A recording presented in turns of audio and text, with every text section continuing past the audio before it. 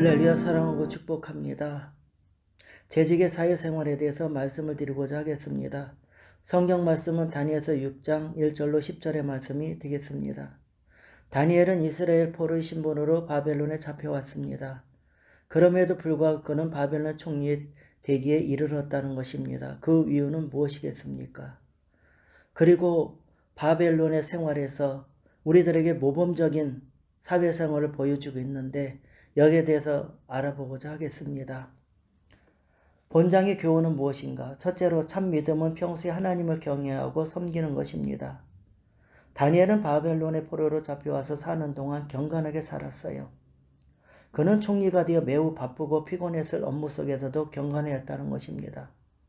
그는 왕의 조세에 어인이 찍힌 것 알고도 위축되지 않았고 자기 집에 돌아가서 그의 방에서 예루살렘 향해 창을 열어놓은 채 전에 하던 대로 변함없이 날마다 3번씩 무릎을 꿇고 하나님께 기도하며 감사했습니다.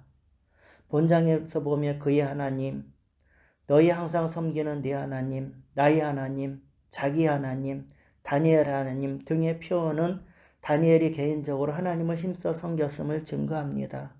다니엘은 총리로서의 그 업무에 있어서 흠잡을 것이 없는 충성된 자이었다는 것입니다. 다니엘은 경건은 우리에게 본이 되었다는 것이에요.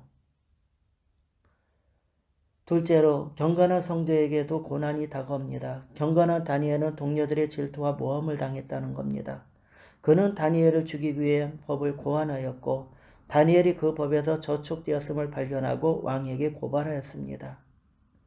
그들은 왕을 압박하고 재촉하여 마침내 다니엘을 사자굴에 던져 넣게 되었다는 것이에요.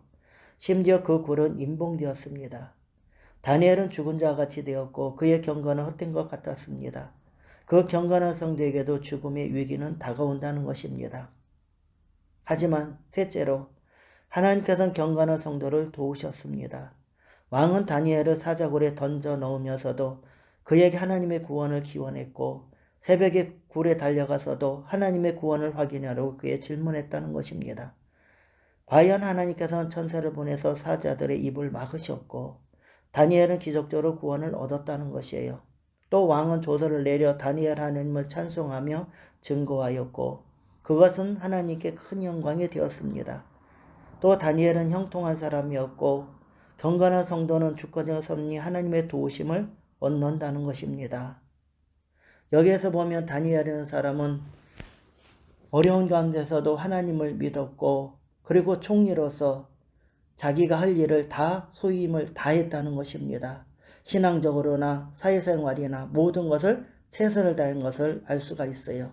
그래서 오늘도 재직의 생활에 대해서 모범이 되는 다니엘을 배우시길 바랍니다. 그리고 이 사건, 다니엘의 사건을 통해서 우리에게 주는 교훈이 무엇인지 한번 생각해 보시기를 바랍니다. 주제의 연구가 있습니다. 첫 번째, 세상을 이기는 그리스도인. 사람은 이 땅에 사는 한 사회적인 존재로 다른 사람과 관계를 맺고 삽니다. 구원은 우리들의 대부분 삶도 교회 안에서 생활보다는 교회 밖에서 생활이 더 많은 부분을 차지하고 있습니다.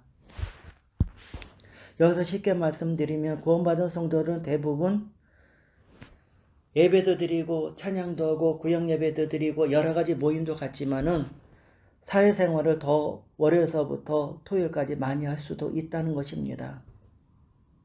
그리스도인의 사회생활은 그만큼 중요할 수밖에 없는 것이에요.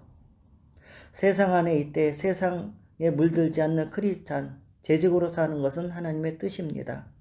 이 세상에서 성육하신 그러나 이 세상을 이기신 예수 그리스도의 모습이 바로 교회 성장형 재직의 모습입니다.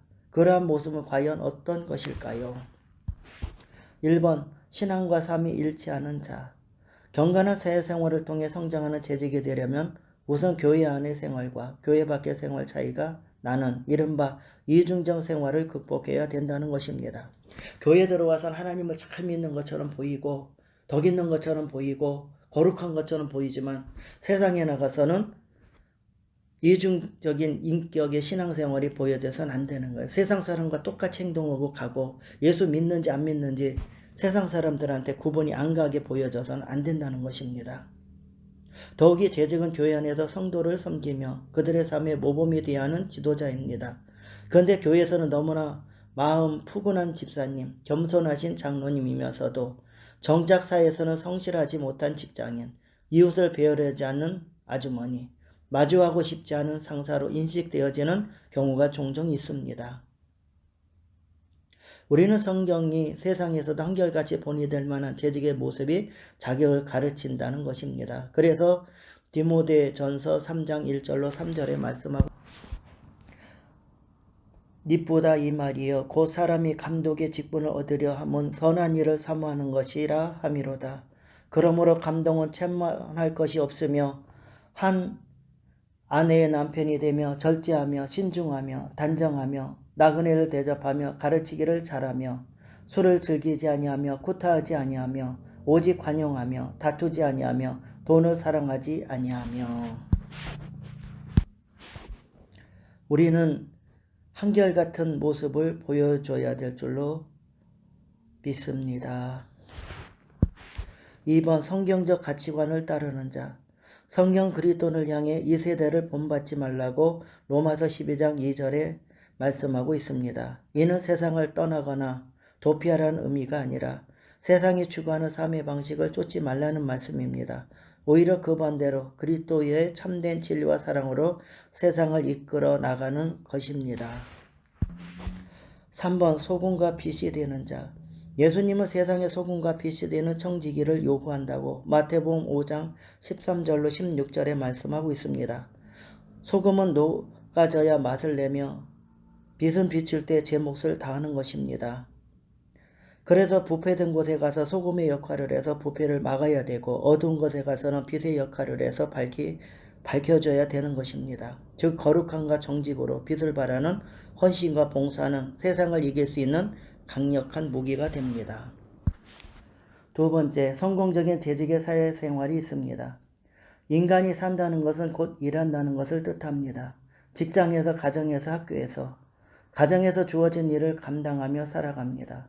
창조의 하나님은 지금도 일하십니다. 하나님이 일하심으로 우리도 일해야 합니다. 1번, 직장에서의 생활.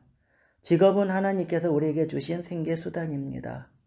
나에게는 행복을 주며 이웃을 섬길 수 있는 통로가 되고 하나님께서 영광을 돌릴 수 있는 수단이 됩니다. 참고로 행복한 직장 생활을 위한 10계명을 소개하면 다음과 같습니다. 제1계명, 직업에 대한 소명의식을 가지십시오. 제2계명, 자신의 일을 취미화하십시오.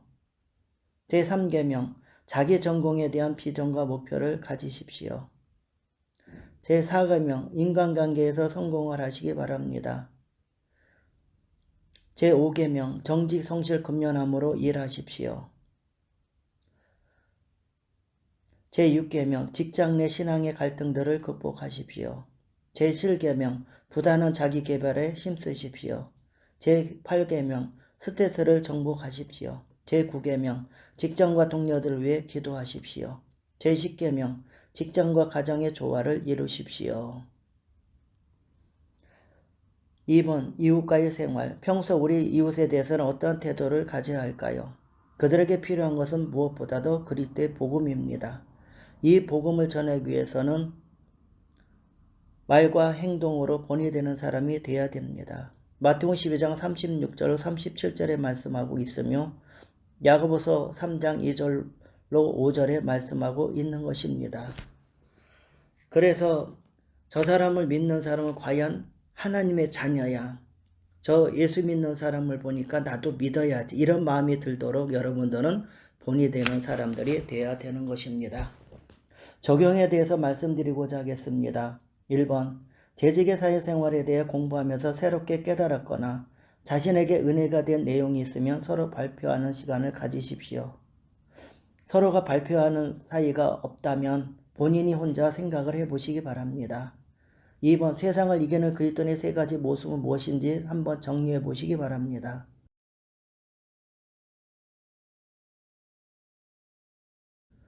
3번, 교회 안에서만 아니라 세상 속에서도 예수님의 가치관을 따라 살아갈 수 있는 재직이 되기 위해 기도드리는 시간을 가지십시오. 한번 3분 정도 기도해 보시기를 바랍니다. 할렐루야, 수고하셨습니다.